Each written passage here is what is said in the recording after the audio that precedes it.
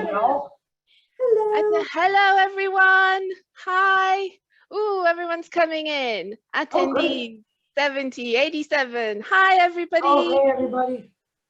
So we've been just chatting about weather and all the deer coming up to the kitchen at Ilona and Gordon's house. So hi, I'm Moda, and I'm here with Ilona and Gordon, aka House Andrews. And wow, almost 350 of you. Oh, good Lord. So we're going to chat a little bit just to let everyone join in and settle down. And then I'm going to take you through some very quick admin stuff about where to write in your questions and what the structure of the Q&A is going to be. And then we're going to get started. I've got 5 pages of questions for Ilona and Gordon. Yeah, I did look at them actually. I did my homework. I did look at stuff. You're going to see me looking to my right a lot because that's where I have my questions. So it's going to be a good one. And we're going to try and have either a recording or a transcript for everyone who can't join. So I'm going to shut up now and I'm going to ask Ilona and Gordon how they are. Or how was your Thanksgiving like? Good. We just had it was just us and the children and their significant others. But it was nice. We had all the sides and we all sat at the table. And then I went into a food coma and went to lay down. The children took pictures of each other as they're wont to do. And we just sort of excused ourselves and nap. It was glorious. Yeah, I put on this show. There's this weird show about, they call it the Alaska Triangle, I guess, like compared to the Bermuda Triangle and all the like scary, mysterious stuff that happens in Alaska. And I put that on and I write out. It's great. Like I wake up and it's like three episodes on and but it's the same stuff. So I really didn't miss anything. Like people go missing, blah, blah, blah. But a lot of people do go missing in Alaska, but I think it's because they want to. Like for us, I think if you voluntarily go to Alaska, you are in a sense like fleeing that way to kind of escape civilization and achieve probably a level of anonymity. To be honest, that's my apocalypse plan. If the apocalypse hits, I'm booking flight straight. I'm going into the Alaska woods and goodbye, everyone. That's where you'll find me. Theoretically, right? Zombies are going to freeze up. Exactly. Like they're exposed. The zombies will, and this is a scientific fact, I'm sorry, exposed to those sort of temperatures, the zombies will just simply freeze. That's it. Yeah, exactly. They don't have the sense to put on warm clothes. Oh, North Carolina. I wonder what part of North Carolina Candace is from. I'm also from North Carolina. You can tell the way I talk. But like, that's great. Like, you just go to Alaska in a really cold bit, and that's it. So for everyone, in winter, all the zombies are going to basically just freeze up. So for everyone who's not catching up, we're in minute 3 and we're already at zombies. So you know it's going to be a really good one. Right? No, they don't have body heat because they're dead, Katharina. They're not alive. They don't have body heat. So I think everyone's kind of just joined now. So I'm just going to take you quickly into, if you look down at your screens at the bottom, you're going to see a tab and there's a chat with like 96 messages already. I'm going to type, hey everyone, just so you know which tab I mean.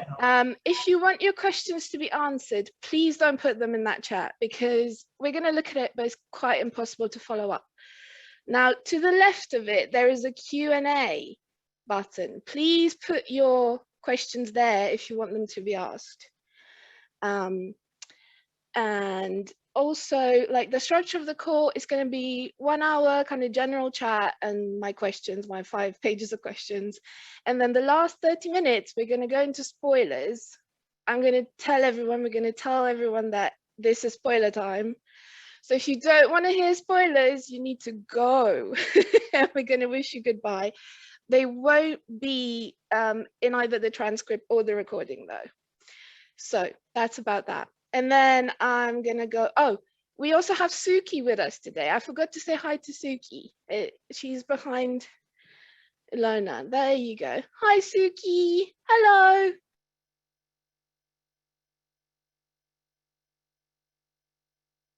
Hi. She's not singing the song of her people for once. Right. So I'm going to start with what everyone wants to know. Have you narrowed it down regarding your next plans? Have you narrowed it down to at least like a top 2? Yes, we actually had this discussion last night. Yep. So We are probably going to work on Hue 2. That's going to be our primary focus for a little bit. And then once we basically, once we get going, we also have kind of a for the love project that we want to work on that we're not ready to discuss yet. But we will probably try to either work on both of them or switch on and off. The Ruby Fever was really difficult and it took a lot of effort, and we don't want to be stuck in a position where we are forcing ourselves to do something. That's why kind of the Innkeeper is out of the running for now, because we talked about it and we have Hue 2 fairly well thought out up to a point. The Innkeeper will really have just some very vague ideas, and we're kind of just not ready to dive into it. It hasn't gelled enough, and we don't want to screw it up because it will probably be the final Inkkeeper book. So that's kind of where we are. yeah, so I kind of convinced her. I don't know if anybody's seen Jay and Silent Bob Strike Back, but there's a conversation between sort of fictionalized Matt Damon and then what's his name, his partner from like Ben Affleck, and they're sort of discussing things, and Matt Damon is being told by Ben Affleck, one for them, one for you. This theory of movie making, right? So I've kind of convinced her to go that way. Like, we'll do a project that we like, and we'll do, you know, another project, and we may even work back and forth on the two things, so that at the end of it, we'll kind of have both to present, you know. But Yeah, definitely something that just seems fun for us, and something that probably is a bit more commercial. And the Yeah. fantasy. the edits on Ruby Fever are coming. We know that they'll probably land around December. So that will take precedence over everything else because we want the book not to suck. And then, you know, then we'll probably basically go full speed on Hue 2. We're hoping to have about 2 books finished for the next year. Yeah. Oh, if yeah. we can help. We can do it too. I think we can. Yeah, and we may take time off and do like a random novella here or there if the mood strikes us, because that's the fun part of being out of contract. You're not as, you know, boxed in with deadlines. So everyone's kind of freaking out about the final Innkeeper thing, but everyone also wanted to be very happy. So, and I'm happy with what you're doing, so that's good. But there's a bit of a freak out about Innkeeper, so, as expected. And we are cognizant of the fact that we kind of do owe that to the fans. Like, that always is kind of in the back of the mind that, like, you know, there is an Innkeeper that's probably due, but you know, I feel like Iron and Magic 2 kind of even takes precedence over that, because that's been the longest thing. Yeah, it's been on hold for so long. We need to knock it out. Yeah, and we have an idea for it. Like, we know what we want to write on. Yeah, that, we know where basically. we're going. So that's quite helpful. Right, I was going to hit on that because there's a rumor floating about that you have Hue 2 all written and you're just holding out from publishing it. No. I Okay, keep here's answering how it that. It's written in our heads. Once it's written, we publish it because we want the money. You know? We don't just officially sit on books, you know, that's not how it works. No, Hue will take about probably 4 to 6 months of concentrated just writing. And then we will need to line up the artist, we'll need to line up the editor, the whole 9 yards. The voice, you know, narration. Yes. Hopefully we can get Steve West this time. Yes. We're hoping to set up a couple of things with that. We're hoping to do maybe a collected edition, like from Subterranean with the print of both books together. That would be Oh, lovely. okay. You know, so it would be like for people who really want print and they want like a pretty print book to put Pretty on print, the yeah. shelf. Yeah, that would be Pretty that. But we're also considering redoing the covers with Louisa. We're not quite sure because it's sort of turning out to where Louisa's illustrating a lot of our Kinsmen, and like she did the Blood Air, which was just fantastic. Yeah. And well, Hidden Legacy art, yeah. She Uh, does everything but Innkeeper, right? Because Innkeeper Yeah. is Doris. The Innkeeper is Doris. who is also fantastic. The I covers would for say Hidden nothing but anything on it. Legacy, yeah, Doris is amazing. Yeah. The covers for Hidden Legacy are actually a different artist, but she did do that one She painting. did the Three Sisters. The Three Sisters, yeah. Really beautiful. Yeah, that was pretty actually. But yeah, we are reasonably sure that we could get a really pretty hue out of that cover. Because yeah. the thing with the Oh, yeah. original shoot of it, right? The original cover shoot is like we had Andy, who is an incredibly handsome man, but they had a horrible time getting Andy to look fierce because Andy is very used to the Carmen's covers. So they're like, look fierce, and he's like, Mm. Blue steel. yeah, it was big. Yes, that one was like blue steel, blue steel, blue steel, blue steel. He had like the Carmen's hero expression out, and then at some point they figured out that they could get him to crouch. He kind of looked more fierce. So there's a whole like row of shots where he's crouching in different poses. And we're like, it's not usable. They're like, but the face is great. I'm like, what? Yeah. Well, in his defense, it is not easy to be born ridiculously good looking. Yes. It is a burden some of us just have to carry. Yeah. So the other thing, so is Hugh too, are you still thinking about it as a trilogy, or have you changed your mind about? We're not sure. We know for the second book, it's definitely a duology. That's my big word for the day. But definitely two. We don't know yet as far. So we just, we always kind of, the way we look at it, like, we just want the next book to be as good as it can be. Good, I remember saying to her one time, like, let's not count on this having a third, whatever. Let's just put everything cool stuff. Yeah, let's put all the cool stuff we want to put into this book, because I don't know if there'll ever be a third, fourth, whatever book. Like, let's just put everything into this one and see how it, because that way, if there's not, at least we don't have regrets that, like, oh, we should have put this. Yeah, we kept something super cool back. We just one book at a time. Yeah. And is it because you said at some point it's going to be first book is Hugh and second book is going to go into Alara, like be Alara's book more?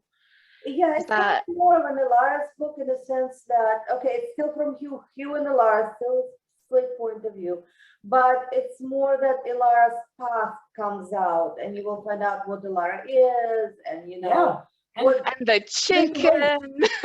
Straight away in the beginning, actually. That's kind of that first. Yeah, it's kind of that first hit. So we want to make sure that we feel that they're equal partners. They both deserve, equal focus books, I guess.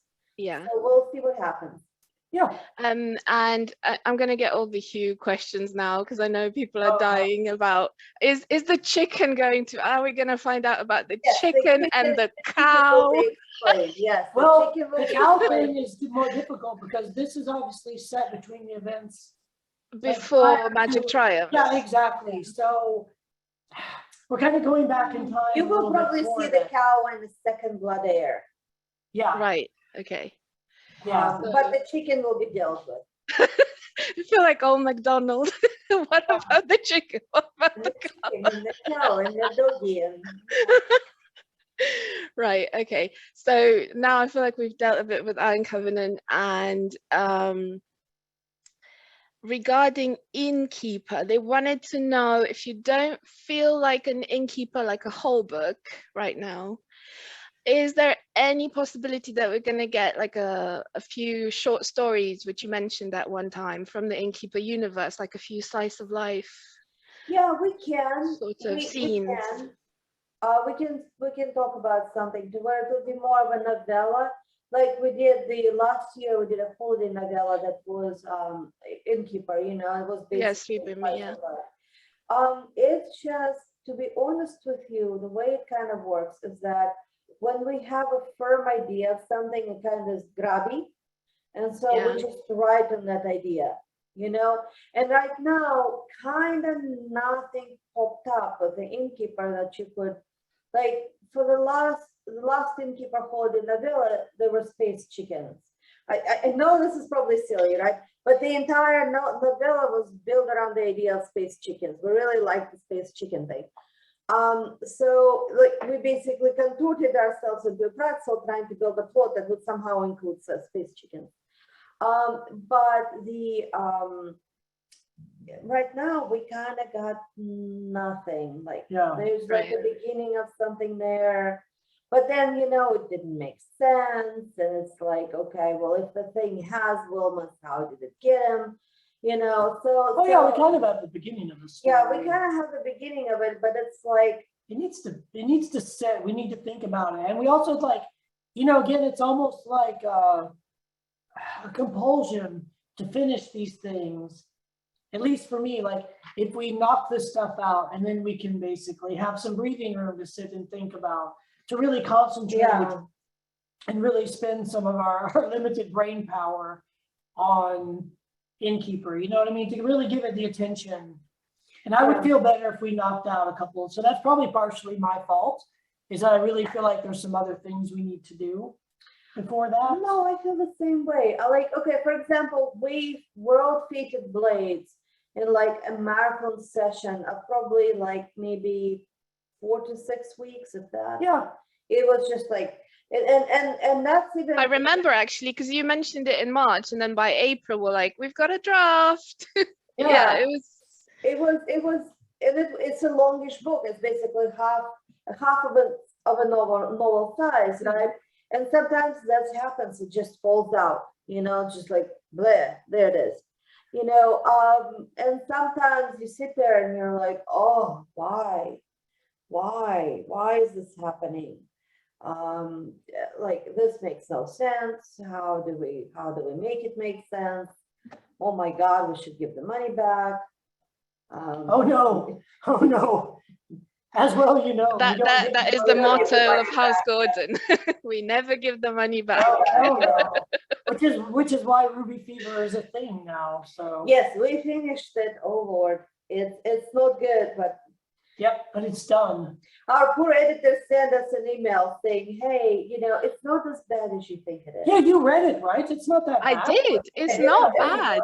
It's not bad. I did need like a blood pressure cuff at some point. Oh, there you go. Because the tension was like, okay, but it's not bad. Don't listen to them. It's not bad. So they also want to know about all the Innkeeper art that you show. I don't know if we're talking about that, about the little teasers, the mystery on the blog, the images from Innkeeper.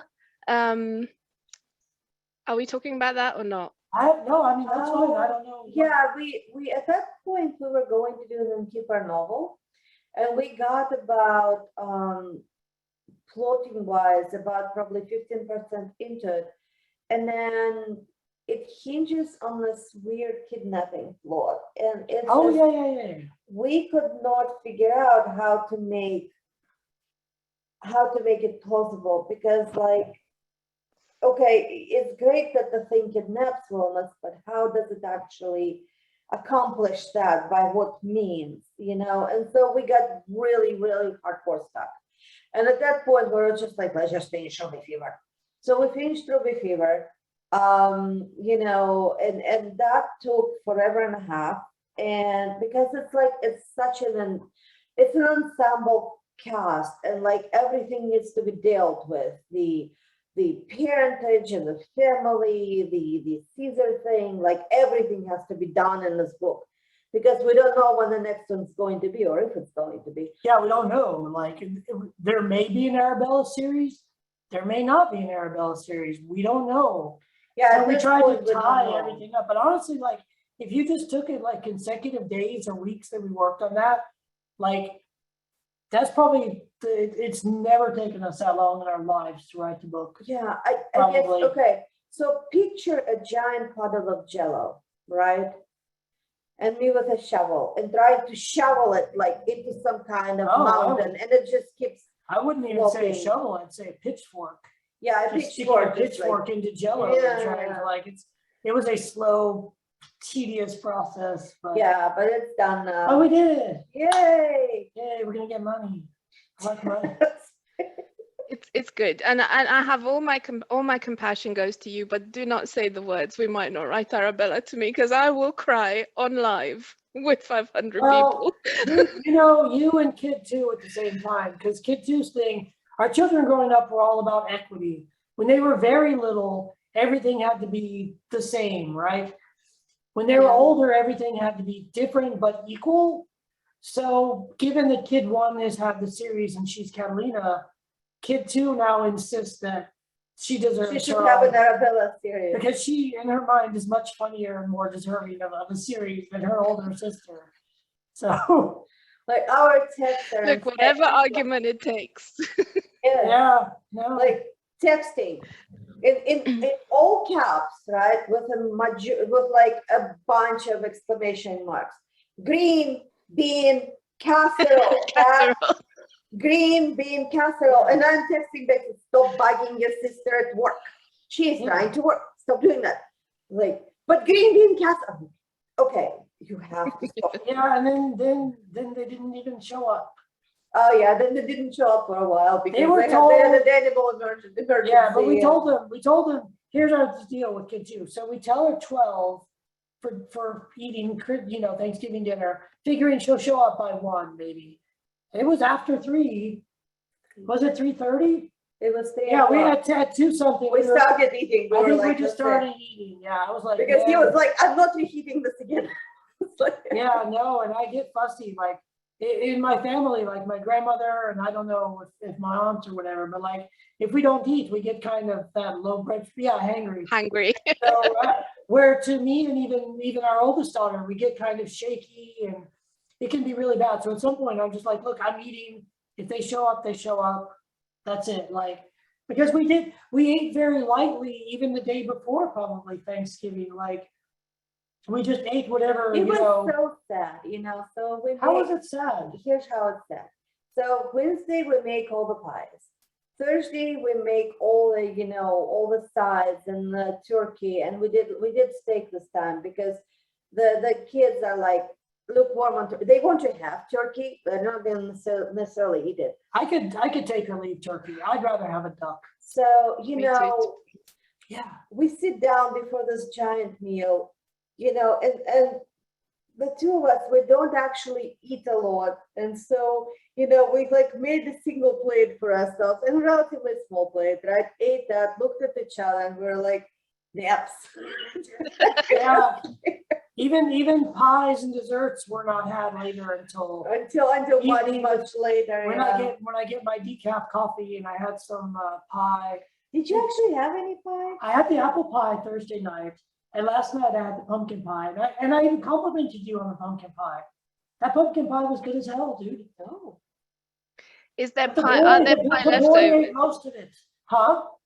Are there pie leftovers? Someone's Oh asking. yeah, yeah. Even though I watched our oldest daughter's dude sit down and carve a huge piece of one pie and then put it on the plate with like yet a second piece of pie. And I'm like, I turned into my uncle. One time when I was younger, I was eating everything, and my uncle just lost it at some point. Was like, damn it, boy. I wanted that thing, whatever I'd eaten. And I was like, oh, sorry. But like, I was voracious at that age. Yeah, And he just had it at some point. I've turned into that, unfortunately. I'll make you that. No, I this hope is it hits fine. me at some point as well. Right, so another reminder, guys, please, I can see a lot of really good questions that are going on in the chat, but it's too fast for me to follow through. So Oh, okay. if you want to put it at the bottom in the Q&A section, if you want me to see them. I saw someone ask if Catalina is the model, if Kid 1 is the model for Catalina and Yes. Kid 2 is the model for Arabella, who is Nevada based on? I don't You. Maybe. I don't think I was that sensible, honestly. You were always very sensible. You were the most serious person I ever met. But 18 yeah, years old in college. Like, she's like Data. Like, just seriously, like, you are so serious. you're confusing intelligence and wisdom. Those are two different You're stats. conflating those two things. I was smart. I That's was why- not wise. You Yeah, know? no one's Yvonne is wise, right? She's a wise person. She's streetwise, and she's kind of. Who do we know that's really kind of Nevada-like? I don't know. We kind of just made her up to be honest. You know, a little with you. bit for me, it's probably Janine Frost. Because like, and she'll kill me if she sees this, but there's two Don't tell Janine her. Frosts, right? There's funny Janine Frost, who's our friend that we've known for years and years. And then there's like, we went the first time we did a shared event with her, there was like hardcore professional author Janine Frost. Like, It is scary. It's like like a different it's like a person. switch. Like, she's professional, she's just business. And I was like, oh damn. Like, I was surprised. I was like, who is this Janine Frost? Like, super professional. Yeah, incredibly we're here. competent.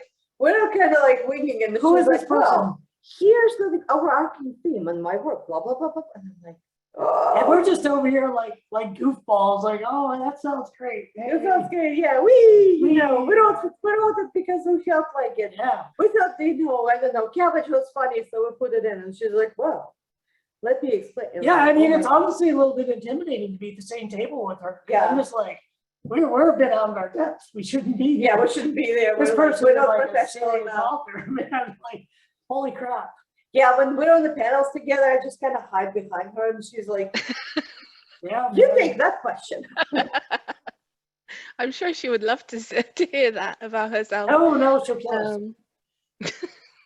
You're ruining this light-hearted Janine Frost image. Yeah. So they also wanted to know about the graphic audio version of Innkeeper. Are there any plans for the other volumes of Innkeeper to go to graphic audio? We don't know. We have to wait. I had this very long session with the director who is in charge, basically, of the production. I think you guys will like her because she's Yeah. very, very passionate about what she does. She's extremely committed to making a diverse cast, which was like, yay, win. Because we, in our work, we try to represent sort of what we see around us, right? It's a little bit harder with Innkeeper because the human cast is very limited, so, we have all the aliens. And so basically, it was very interesting to me, like the way she saw like Arlan, the way she saw Caldania. I think it will be really interesting. Yeah, I'm adaptation. really excited kind of Yeah, about we're this. very Yeah. excited about it. And optimistic. So Yeah, but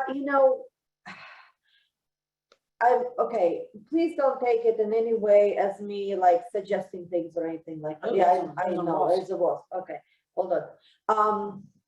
So no, basically, you say smart things. I'll kill Yeah. a wasp. okay, We'll You divide could just and cover go- traditional gender roles. if you open the You window, might- it will fly out. Like, It will sting me. If I kill it, it will be dead. How about that? please pause while my husband. No, do your thing. I got this. Don't we have a fly swatter? No, we do not. Why don't we have a fly swatter? I don't know, because the children take everything. Oh, you bastard, you're not so smart, how are you? Yeah, okay, he's done. Okay. He's not happy. If he's All right. alive, he's not Yeah, happy. someone said they love the vintage baby blue fridge. Me too. Is that your drinks fridge? Yeah, Yes. it's a drink fridge for the office. It's not really vintage, it just looks vintage. Yeah. I think we got it like, wasn't it like Home Depot or something? I think I got it off of Best Buy. Oh, there we go. Actually, it's a gallon, gallons maybe, I don't know. I also have like a toaster oven of the same. That looks the same, yes. Yeah, she won't let me get the microwave. But I may get the Okay. microwave and just bring it in here. and My- set it on So that- top. I could also do it with the microwave, is that I should be able to put a large amount of frozen meat in it and it should unfreeze decently. The problem is with a small microwave, it will not unfreeze the meat. It will just cook That's the edges true. of it and the inside will But be it still looks frozen. cool. Yeah. You Yeah. can have a microwave here. You can Yeah. have microwave here in the office. You know, I might put one in the apartment. So above us, you can't tell, of course, but this is our office, and then above us, The writing space. Yeah, there's an apartment above us, and little garage apartment. yeah, a little tiny garage apartment. But I really, when I saw it, like when we were looking at this place, maybe 4 or 5 years ago, that was really, I was like, dang, this is a whole like apartment. Like, you know, someone that's visiting can stay here, and it's super cute. Kid two lived in there for a bit, you Yeah, know, kid two so- lived in there for a bit, and I was like, you know, because it kind of reminded me of when we were like a little bit younger, and I was like, man, if we'd had this when we were younger, this would have been like awesome. We No, we could've- would have legit killed somebody for that apartment. Oh, when we were yeah. younger. Oh yeah, I'd kill a person. You there's could, no doubt. you could put a microwave here. That way Yeah, we what can about that? warm up the drinks when they're cold. Yeah, perfect. Okay, next question before we Next do question. So rambling. let's get a little bit into Fated Blades, because Fated Ah. Blades was released. Kinsmen, hi! Everyone loved it. I've had messages from everyone and comments from everyone about how much they loved Fated Blades. And chief amongst the questions were, they wanted to know about all the Easter eggs that you put into Fated Blades about the other Kinsmen books, which they also love, especially Silver Shark. Everyone's crazy about Silver Shark. So actually, my favorite question to begin with, what was the inspiration for the sakari and especially the dance? Here, And I know this I because will Ilona told play me. a little bit of that. Hold on. Can you do that? Yeah, doing I this? can actually share screen. Oh, holy crap, that's I amazing. know, right? Technology, bro. Oh, you have to enable the Ah. screen sharing and Rasana because I can. Share screen. All panelists. Yeah. Oh yeah, Can you do there it we now? go. Is this it? Is this what we're doing? Yeah, this is what we're Freaking doing. amazing. Okay, so this is the inspiration. Does it have sound? Yeah. Can you guys hear it? Can you hear it? Yeah, now I can hear it.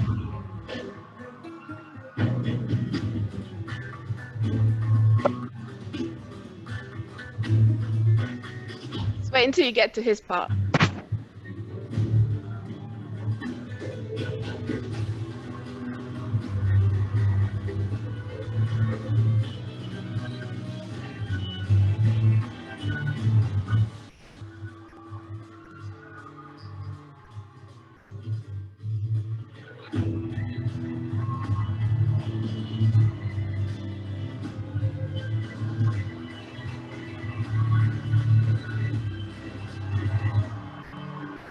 Well, now's the good part.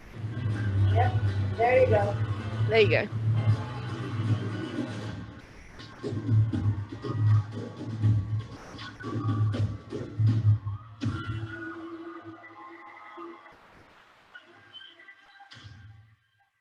So there you go, guys. Yeah. We're gonna cut their excuse Oh, solo no. off here. Or do you wanna finish? I guess we can finish at this rate. Yeah, that was the bit with the red.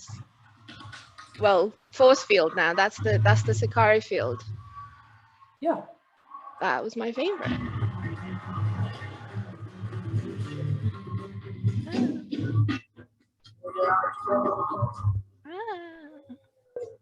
Right.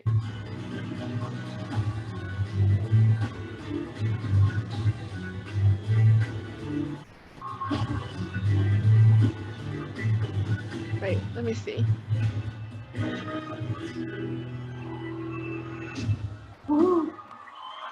It's like thank you for watching. It's just an insane paso doble. Yeah, but It I is. think I may have been the one that first mentioned the Paso Doble as a very martial, almost bull. You can see the bullfighting, which, okay, full disclaimer, I am usually not a fan of. Anti the bullfighting. I enormously yes, we enjoy are, bullfighting. we're, you know. I think it's a horrible practice, but the dance, the Paso Doble dance is very beautiful, and you can kind of see all those somewhat martial. Exactly, especially his. He has a very martial energy about it. It's very aggressive, and Yeah. so there you go. That was the inspiration. And then they wanted to know if the Terrace cafe that sells passion cones, which is mentioned in the end, is that the same Terrace from Silent Blade?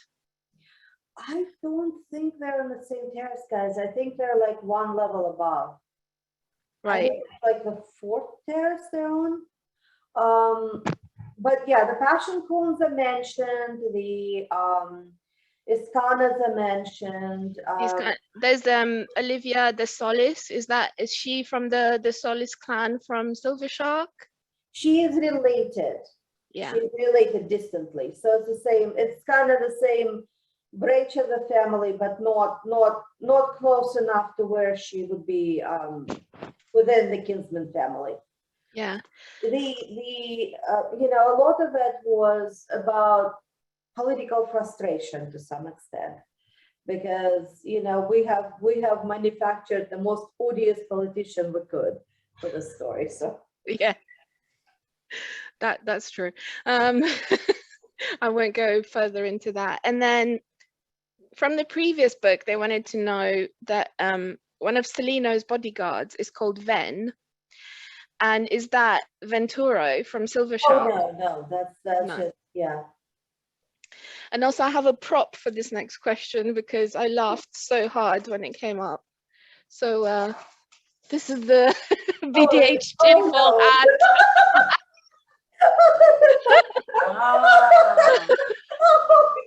There you go. I am the keeper of the VDH official tinfoil hat. You mentioned the name Vinogradov twice in the book. Does that mean the next story is about the Vinogradov's clan? It could be. It could be. It could be. There's only so many Kinsmen families, you know. Yeah.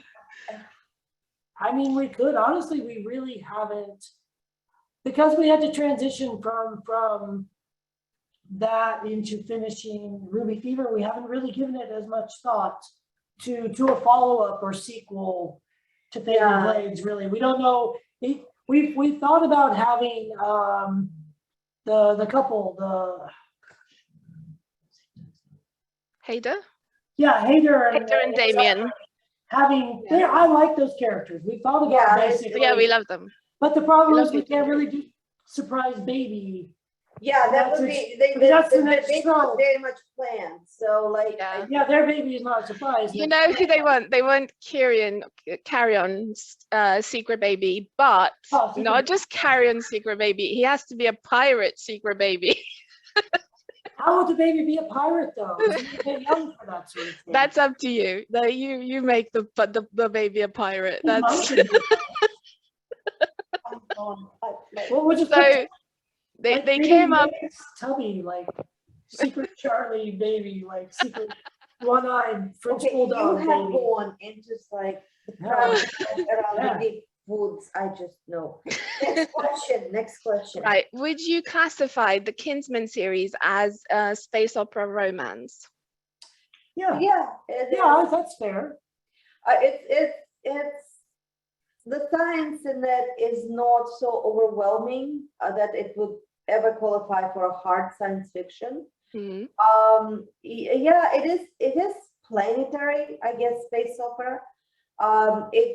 It doesn't, I don't know, I guess for it to be true space opera, you would have to have the giant space battles, wouldn't you? Mm-hmm. You know, I don't think necessarily, because if you take the Cobra books by Timothy Zahn, by far most of them are, as you say, planetary. Yeah. But it is sci-fi.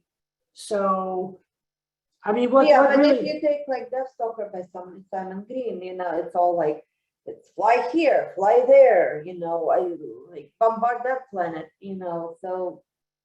Yeah, I see what you're saying. I don't know. I'm going. But if the planet that we're talking about is significantly different than Earth, that is, there being there and things that are predicated on an advanced form of science, then I say yes. if Miles Kosigan saga can be classified as space opera, then Kinsmen can be also space opera because they're similar in that regard. There we go. Okay. Next. Okay, so someone was asking how you work together, and I told Ilona I refused to ask that question because every single interview someone asked them. But if you want to know how they work together, this is exactly how they work together. Yeah, like so they talk it out and they come Yeah. up with something. No, this is it. You're seeing, this is what we do, except I'm usually where she is Typing, and she's I'm on the usually corner. here. And that's it. This, just like this, we're in this room, we're kind of talking about things.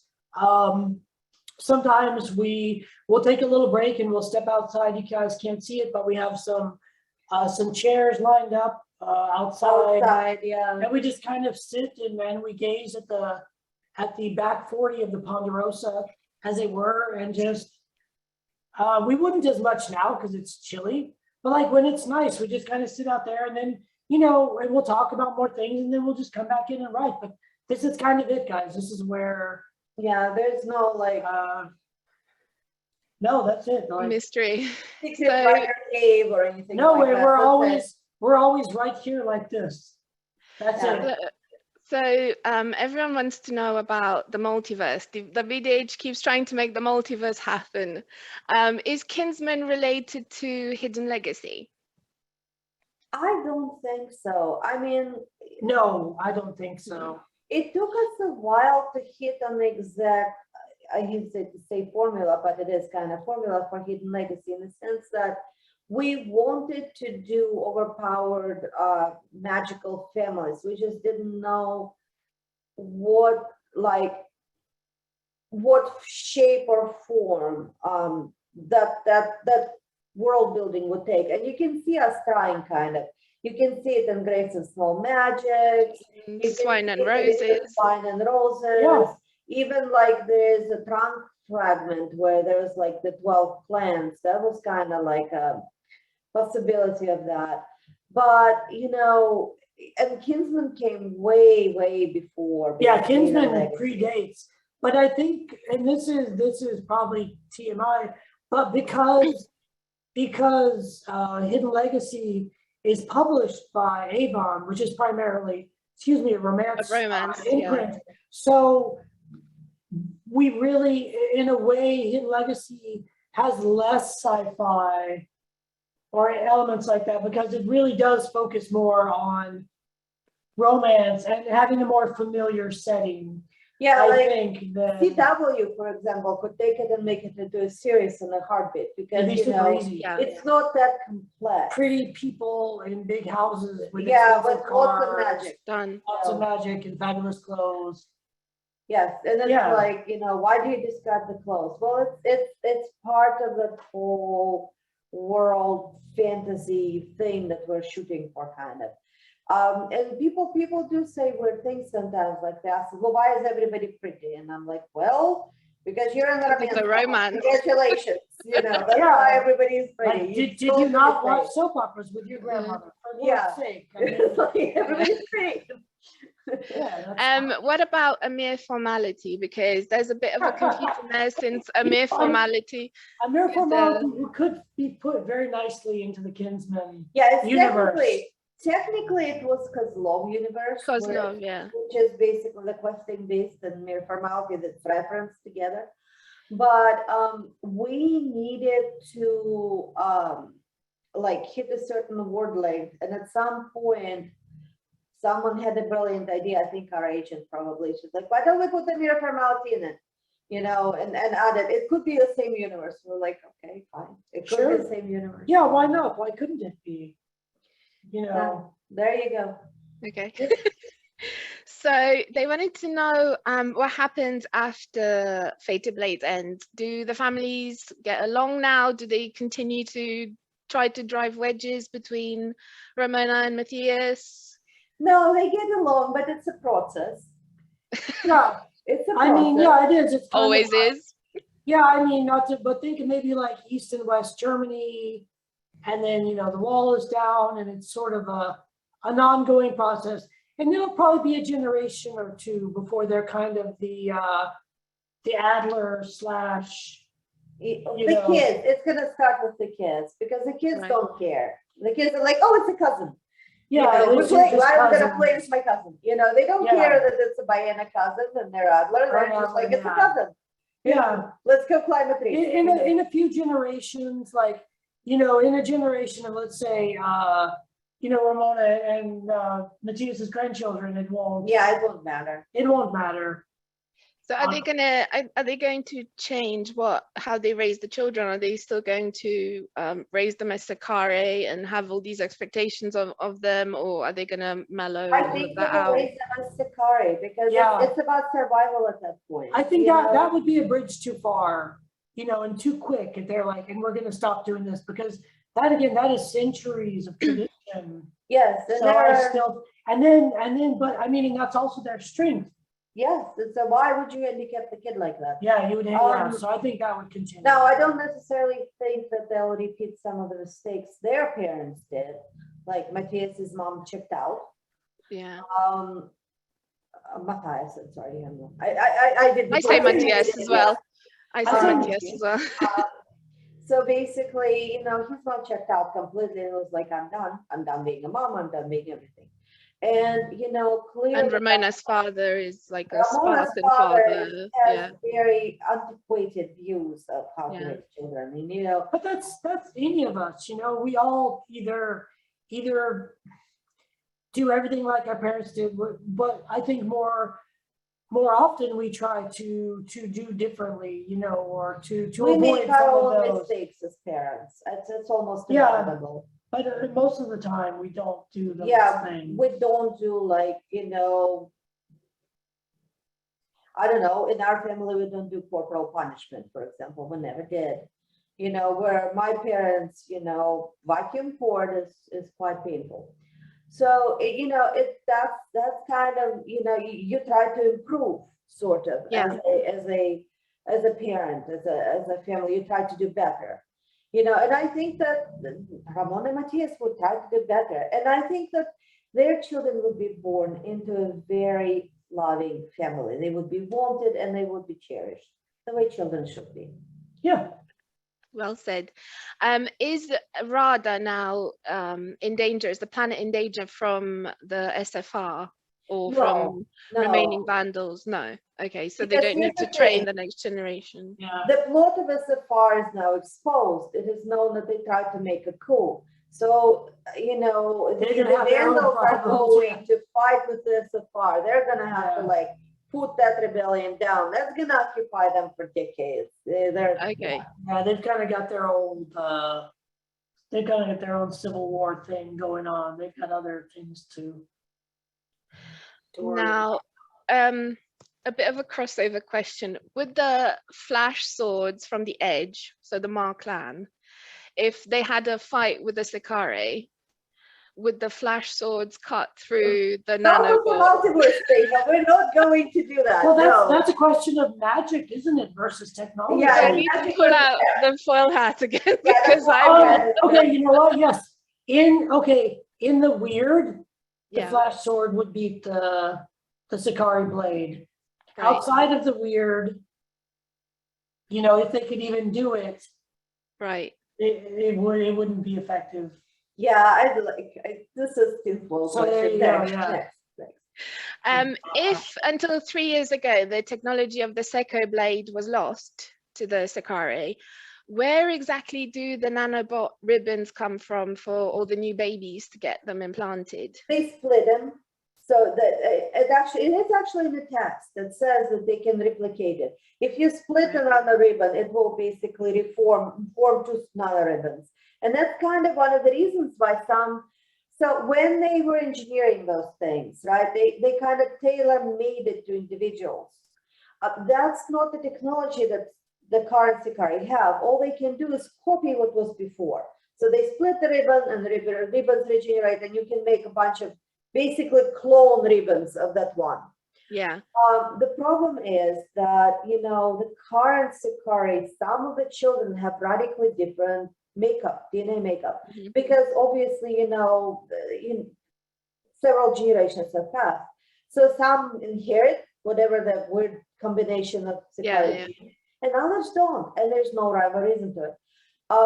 If you could take one of the people who engineered, for example, sakari ribbons in the first place, they could have made sakari ribbon that would work for Matthias' sister, for example. Yeah.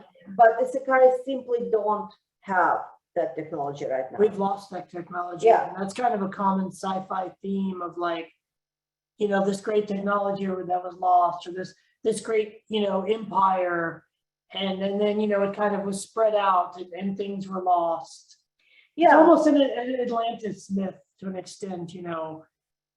And then everything was sort of spread out and bits of the great wisdom were lost. And Yeah. we have That pieces is- of it, but we don't have the whole yeah, we don't puzzle. have the whole puzzle, yeah. But that's why the bad guy at the end kind of wants the arms, because wants- they couldn't yeah, extract the yeah, ribbon and yeah. replicate it. Yeah, I hope we meant for that to be fairly clear, but Yeah, and I mean, okay, honestly, like the two Sakari brothers that died basically at the end, right? You know the families have gotten arms from there. It's morbid, but you know they did.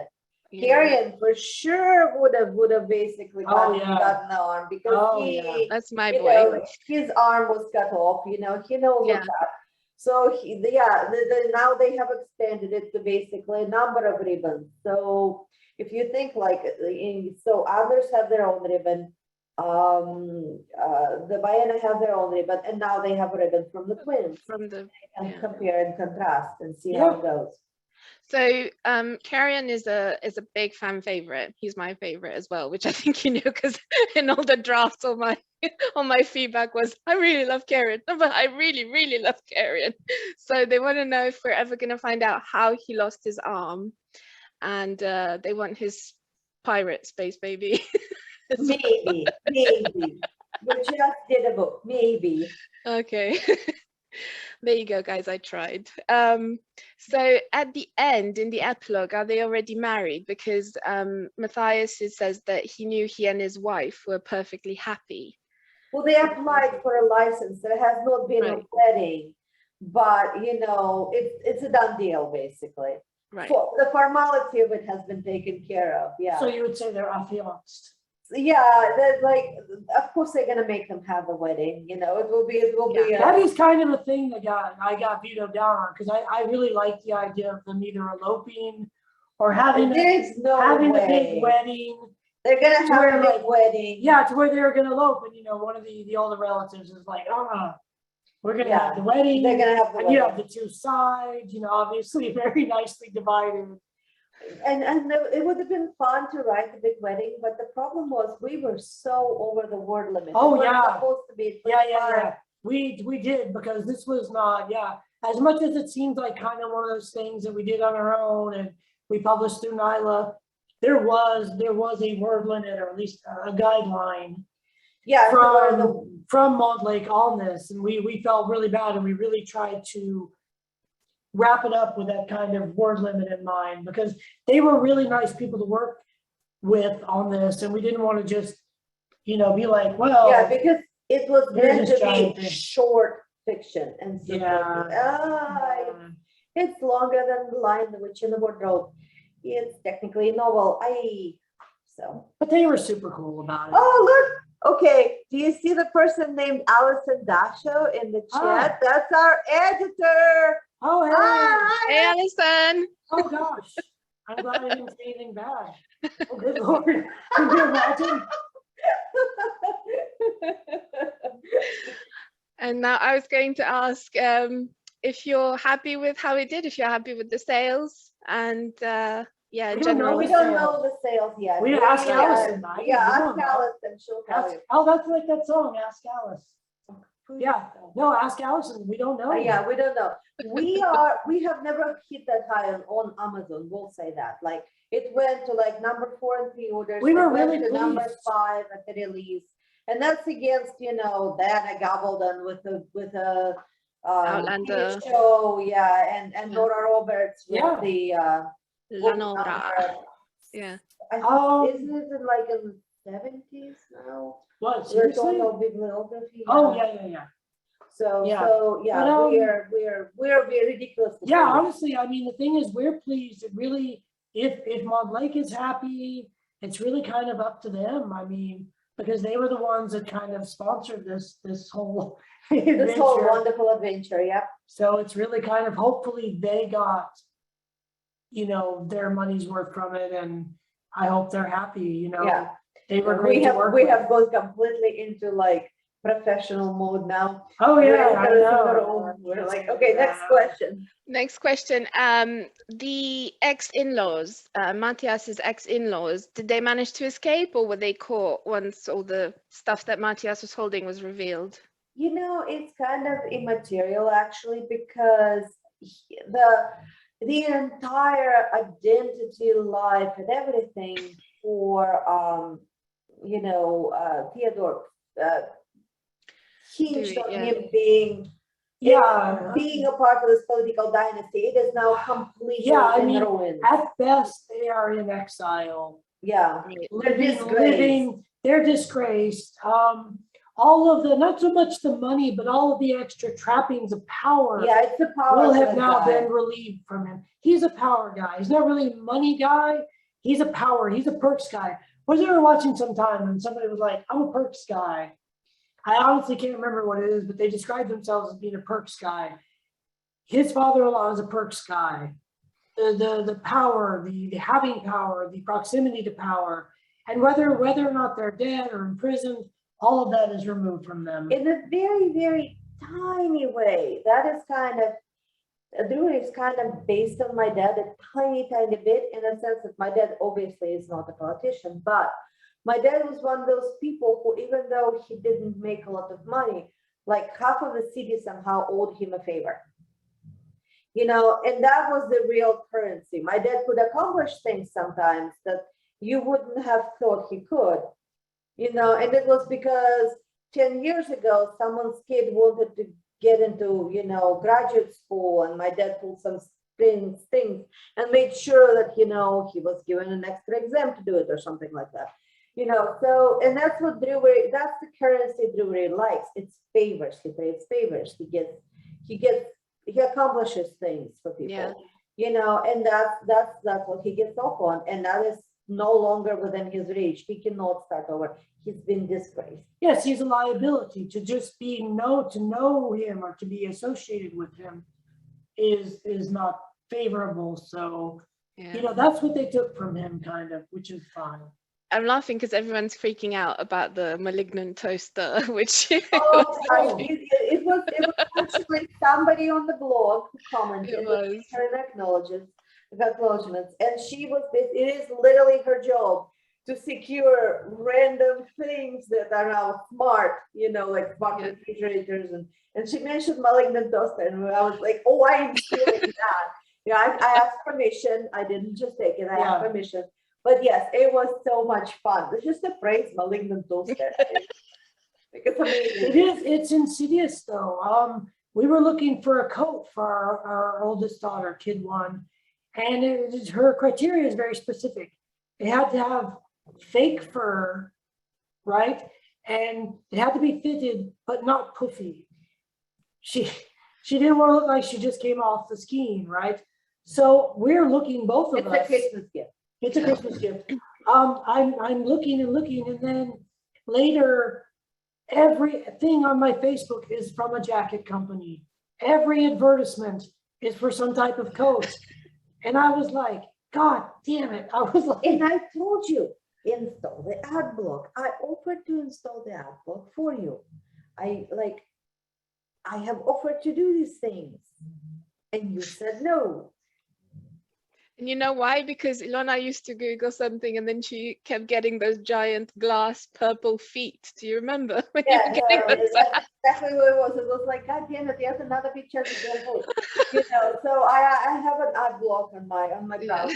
So it's like, it's a pain in the butt, because sometimes I'm like trying to do research and they're like, you're blocking our ads. And I'm like, fine, I'll unblock you for this one time.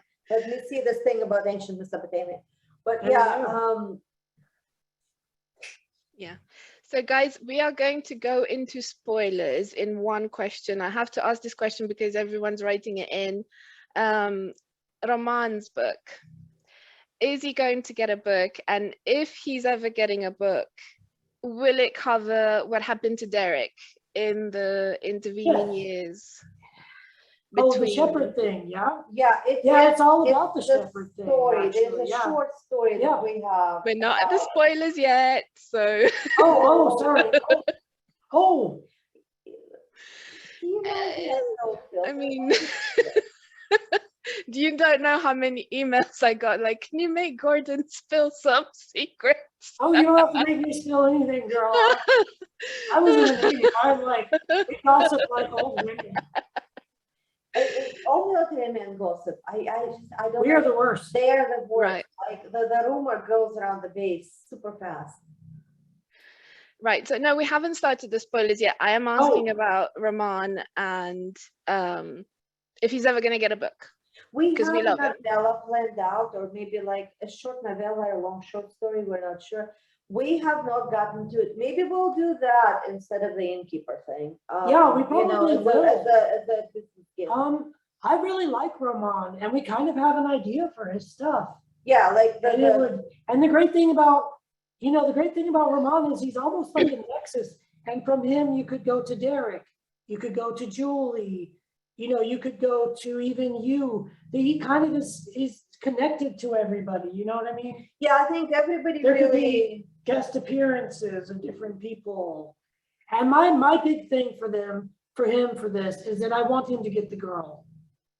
Yes. Well, it's He not deserves just to get the novella. girl. Like, Novella is Yeah. short, would have to do a novel. well, yeah, but I think he should, and I know who it would is have to too. be some girl to carry Well, no, we on know and who it like, is. oh It's my the God. witch girl.